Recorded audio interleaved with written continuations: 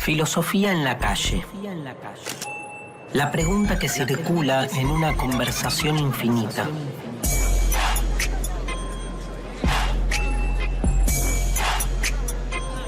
La filosofía que vuelve a recuperar su vocación originaria.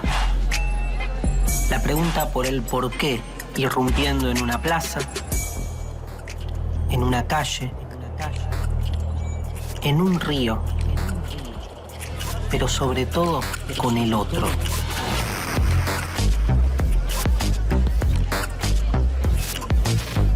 Las obras clásicas de la filosofía diseminándose por la ciudad, para que cualquiera se apropie de sus ideas y, si quiere, las incorpore para pensarse a sí mismo desde diferentes perspectivas.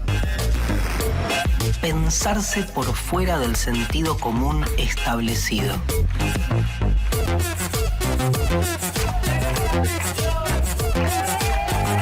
Emanciparse. Emanciparse. Kant no solo revoluciona las formas de concebir el entendimiento, sino que inicia una nueva justificación de la ética. En la fundamentación de la metafísica de las costumbres, encuentra qué define a nuestras acciones. El imperativo categórico. Actúa de tal modo que tu máxima se vuelva universal.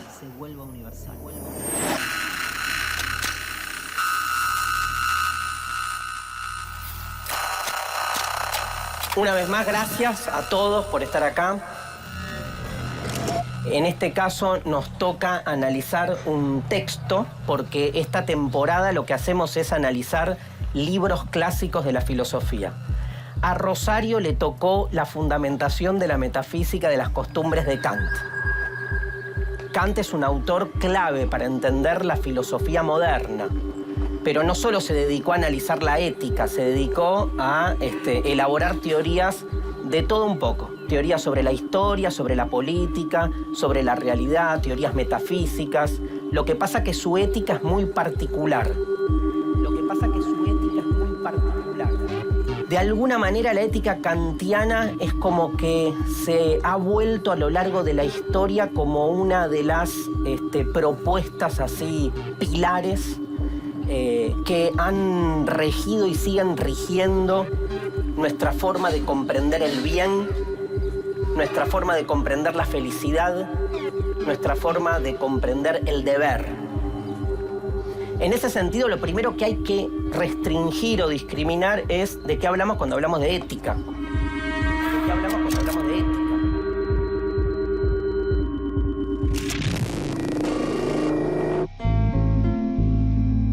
Por ejemplo, decimos, tal persona no tiene ética. Onde estará nova serventa? Y cuando decimos tal persona no tiene ética es porque suponemos una concepción del bien o de la corrección, de un buen comportamiento, pero siempre estamos suponiendo una concepción del bien. Mandamos programas grabados todo el mes y el dinero de los contratados. Y al asociarla con el bien también la asociamos con el mal. Es una cuestión de negocio, ¿sabes? Y al asociarla con el bien también la asociamos con el mal. ¡Princesa! Lo que pasa es que restringimos la palabra ética al bien, entendiendo que el mal es la negación de la ética. Esto es un asco. Entendiendo que el mal es la negación de la ética. No es tan así. La ética es como una disciplina teórica, si quieren. O sea, la ética es como una rama de la filosofía. En ética hay dos grandes líneas. Una línea que pone el acento en que, digamos, lo que debe hacer la ética es encontrar los fundamentos del deber. O sea, como que el sentido del ser humano es entender qué debe hacer y qué no debe hacer. Y hay otra línea, mucho más llana, si quieren, o más íntima, ¿sí? Más cercana en algún punto, que entiende que la ética lo que tiene que hacer es demostrar o fundamentar qué es la felicidad. Son como las dos grandes líneas éticas. O el valor supremo es la felicidad o el valor supremo es el deber. En ese sentido, se pregunta Kant, que es uno de los filósofos que más, digamos, defienden la idea de que la ética tiene que ser una ética del deber. un filósofo muy ascético, un filósofo cuya propuesta ha sido muy caricaturizada, alemán, nace en 1724, de una familia pietista, con una educación muy religiosa. Su filosofía no es una filosofía donde haya presencia religiosa, pero sin embargo hay algo del dispositivo de lo religioso muy presente en su manera de pensar. Era un personaje muy particular, se decía así como anécdota en el pueblo, que Kant todos los días salía a dar un paseo alrededor de la plaza a las 3 de la tarde. Pero que era tan riguroso en su paseo que cuando el reloj de la plaza se paró y lo tuvieron que poner en hora, esperaron que pasara Kant y entonces pusieron el reloj a las 3 de la tarde porque era imposible que él paseara en un horario diferente al de siempre. Hay una famosa frase que circula sobre Kant, según la cual Kant se supone que dijo algo así como: no hace falta salir de mi habitación para conocer el universo. No hace falta salir de mi habitación para conocer el universo. Porque para Kant, ahora lo vamos a ver, el universo siempre es una construcción del sujeto. Es una constitución de sentido por parte del sujeto. ¿Querés conocer el universo? Conócete a ti mismo. ¿Querés conocer el universo? Conócete a ti mismo. Porque al interior de tu entendimiento, de tu sensibilidad, al interior de tu ser, digamos, y de la forma en que se estructura la mente, la conciencia, el cuerpo incluso, ya está presente, ¿sí?, casi como un molde, el modo en que después vamos a poder conocer el mundo entero.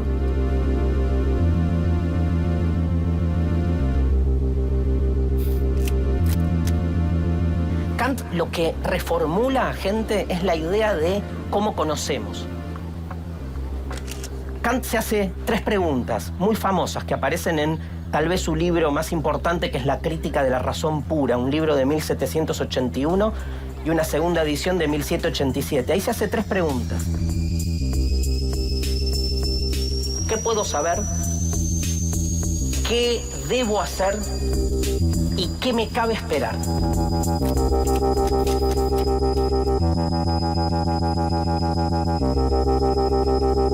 O sea, ¿qué puedo saber? Es como hasta qué punto el hombre puede saberlo todo.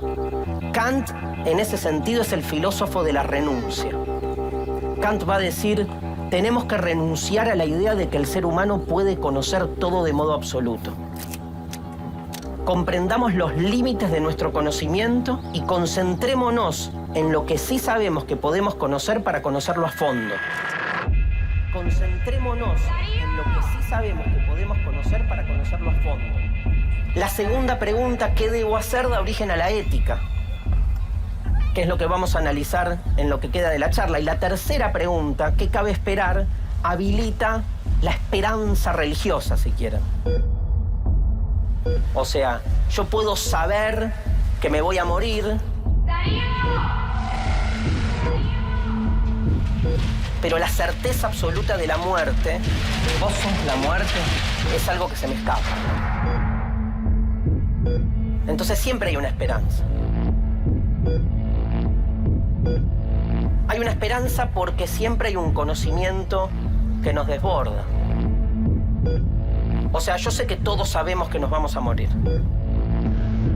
Pero nunca lo sabremos efectivamente, ¿no? Porque en el segundo en que nos muramos, ya no vamos a poder saber nada, porque vamos a estar muertos. Como dice la frase, nadie muere en las vísperas, ¿no? Porque siempre uno, hasta último segundo, tiene la esperanza de que la muerte no llegue. Hasta último segundo, tiene la esperanza de que la muerte no llegue. Entonces se habilita la pregunta, ¿qué cabe esperar?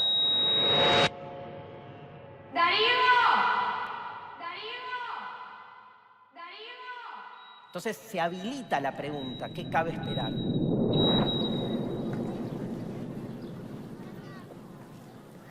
Kant, años después, dice, voy a resumir estas 3 preguntas en una única pregunta.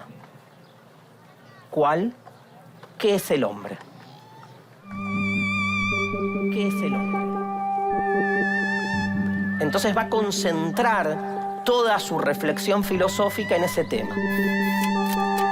Entender los límites del ser humano. Por eso Kant, ¿de qué época es? Del iluminismo, ¿no? Época en la cual hay una concentración cada vez más importante del ser humano en sí mismo y en entender cómo explica el mundo, cómo lo conoce y cómo lo transforma. Ya no se echan mano más a conceptos religiosos o dogmáticos o conceptos sin ningún tipo de crítica, al revés. El ser humano se vuelve el centro, pero no el centro por estar en el medio, sino que se vuelve sujeto. O sea, todo lo que podemos decir sobre la realidad lo decimos en función de lo que el ser humano puede construir como sentido de la realidad. Kant es el primer filósofo que agarra y dice: el ser humano no puede alcanzar nunca el conocimiento acabado del sentido de las cosas en sí mismas. Del sentido de las cosas en sí mismas.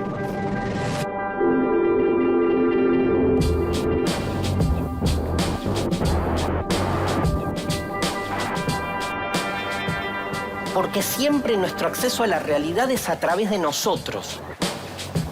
O sea, yo ahora estoy viendo el cielo, por ejemplo. Todos estamos viendo el cielo. Todos podríamos definir qué es lo que estamos viendo. Todos podríamos definir conceptualmente qué es este cielo que está encima nuestro.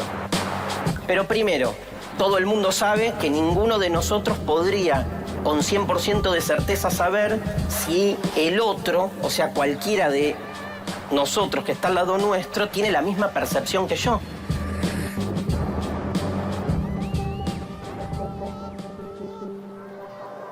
Si pudiese y tuviese la oportunidad de charlar con un pájaro, estaría medio, ¿no?, en un estado alterado, pero el pájaro, no yo. Porque supónganse en ese diálogo con el pájaro. Le digo: che, pajarón, ¿qué estás viendo? ¿Qué me va a decir? ¿Qué me va a decir? Es muy probable que un pájaro tenga una percepción del cielo diferente a la que tiene el ser humano. Es muy probable que una mosca tenga una percepción muy diferente.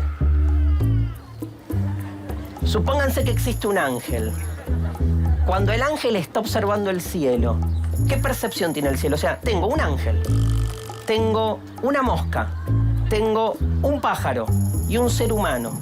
¿Cuál de los cuatro tiene un verdadero acceso a la realidad en sí misma del cielo? ¿Quién describe al cielo tal como es, al cielo en sí mismo? ¿Quién lo describe? Ninguno. Los cuatro. Respuesta de Kant: no existe el en sí mismo. ¿Pero qué es lo que está pasando? ¿Esto es una locura?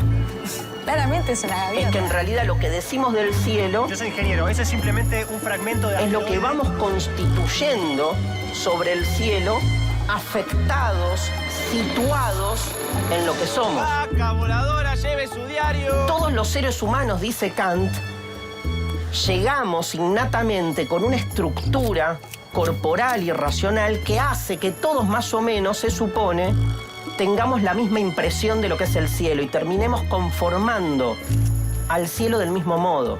¿Por qué? Porque somos seres humanos y compartimos una misma estructura, pero es al revés el planteo de Kant. No es que hay algo en el cielo que hace que nosotros como espejos estemos reflejando lo que el cielo es. Es al revés, como todos venimos más o menos con la misma estructura mental y corporal, cuando enfocamos al cielo, vemos lo mismo. Digamos, para resumir la filosofía kantiana en relación al conocimiento, Kant es como que diría: las cosas no son lo que son, sino lo que somos. Las cosas no son lo que son, sino lo que somos. Porque lo que es no es más que una proyección que hace el ser humano a partir de la estructura previa, a priori la llama Kant, con la que provenimos cuando nacemos. Nuestro cerebro, nuestra conciencia, nuestro cuerpo, todo eso va constituyendo, va como conformando la realidad. Nuestro cerebro, nuestra conciencia, nuestro cuerpo, va como conformando la realidad. Lo que Kant supone, que es muy cuestionable, es esto, es que todos los seres humanos tenemos la misma estructura. Porque cuando él define esa estructura, no es el contenido de esta clase, pero cuando Kant describe esa estructura, no toma como modelo a un mapuche, ni a un árabe. Toma como modelo al sujeto burgués europeo, blanco y macho. Y entonces cuando habla de que hay una estructura igualitaria que compartimos todos los seres humanos, el modelo no deja de ser un modelo etnocéntrico, androcéntrico.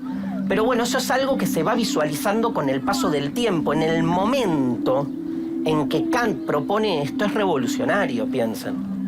Piensen qué revolucionario que es sacar el sentido de la realidad pensando que está en la realidad y pasarlo a la subjetividad. Es muy fuerte. O sea, el celeste no es una propiedad del cielo, para Kant.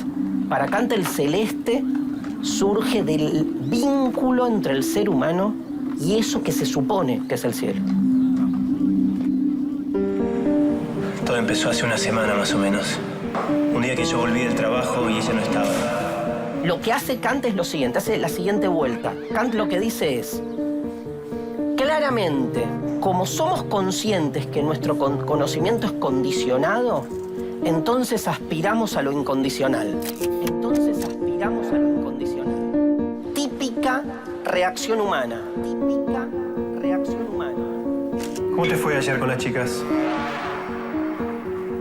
Bien. ¿Por? No, se te ve bien. Pareces contenta. O sea, siendo conscientes los seres humanos de que tenemos límites, lo único que queremos es sobrepasar ese límite. Alicia anda en algo. Y siempre que sobrepasamos ese límite, siempre que lo hacemos, nunca alcanzamos conocimiento. Porque el conocimiento solo se va a dar dentro de los límites de lo posible. Yo ya estaba decidido. Quería conocer la verdad. Rubén, ¿estás bien? Pero eso no significa que no tengamos la capacidad, la potencialidad de ir por todo. Eduardo, Alicia me está engañando con otro tipo. Lo que hay que hacer es entender que cuando traspasamos los límites de nuestro conocimiento, lo que estamos haciendo es hipotetizar, conjeturar, pero no conocer.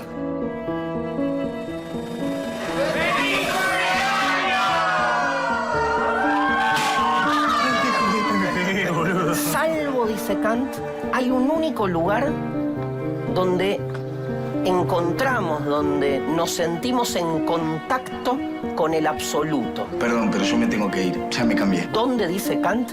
En la conciencia moral. Rubén, ¿estás bien? ¡Marucho! ¿Qué es la conciencia moral? La voz de la conciencia. La voz de la conciencia. La voz de la conciencia. Todos tienen conciencia moral. Todos tienen voz de la conciencia. ¿Qué es la voz de la conciencia? Es ese conocimiento previo que todos tenemos acerca de lo que está bien y lo que está mal. Está bien y lo que está mal. Kant realmente cree que en el fondo, es más, dice en un momento, hasta un niño sabe, dice en la fundamentación de la metafísica de las costumbres, hasta un niño sabe lo que está bien y lo que está mal. Podemos no hacerlo, pero lo sabemos. La conciencia moral es algo, digamos, que existe en nosotros de manera absoluta, que todos la tenemos y todos en el fondo, más allá de cómo definamos, que es todo otro tema, sabemos previamente cuando estamos haciendo algo bien y cuando no.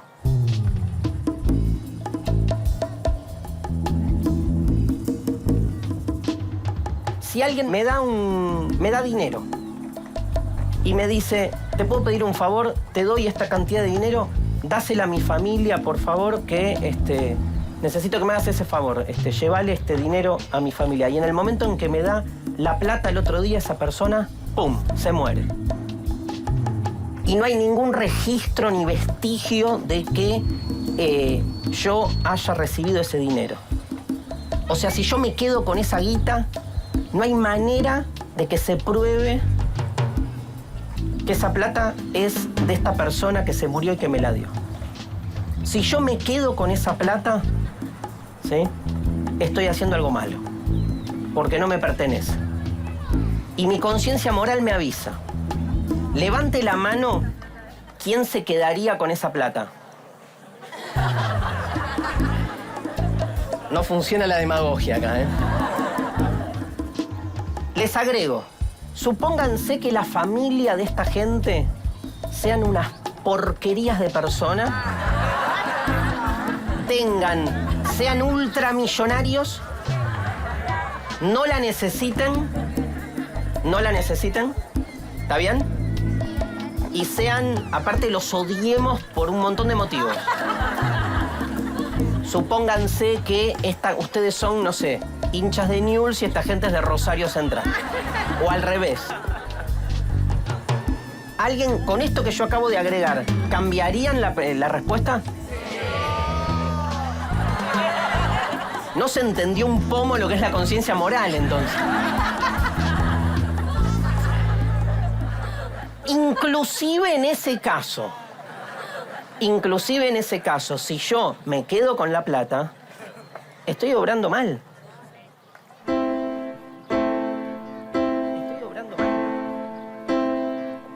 Y para Kant, esa conciencia moral es la conciencia del deber.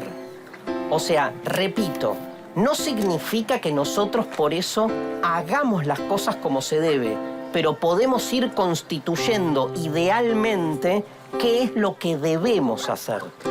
La ética no habla del ser de las cosas, habla del deber ser. Por eso la ética kantiana es muy clara cuando trata de explicar lo que es el bien y el mal y se pelea con todos los posicionamientos o explicaciones más supuestamente científicas que, por ejemplo, intentan explicar que el hombre es bueno o malo por naturaleza en términos biológicos o psicológicos o sociológicos. La ética no tiene que ver con la psicología. La ética tiene que ver con el deber, con un imperativo. O sea, en la naturaleza hay leyes que rigen los fenómenos naturales, pero las leyes morales no tienen nada que ver con los fenómenos de la naturaleza. Es más, les voy a decir, la ética nos saca de la naturaleza. Incluso cuando obramos éticamente, estamos yendo muchas veces en contra de nuestras inclinaciones naturales, como en el caso este. Yo me quería quedar con la guita. Y si se la termino dando a la familia, estoy yendo en contra de mi naturaleza, de mi deseo, de mi ambición o de lo que sea. Pero es muy importante separar el ser del deber ser. El ser del deber ser. Todos sabemos lo que está bien y lo que está mal, aunque no lo hagamos. Pero ese saber nos marca, dice Kant, ¿sí? Y en todo caso nos regula. Uno de última elige, tiene la libertad de poder obrar éticamente o no. De poder obrar éticamente o no.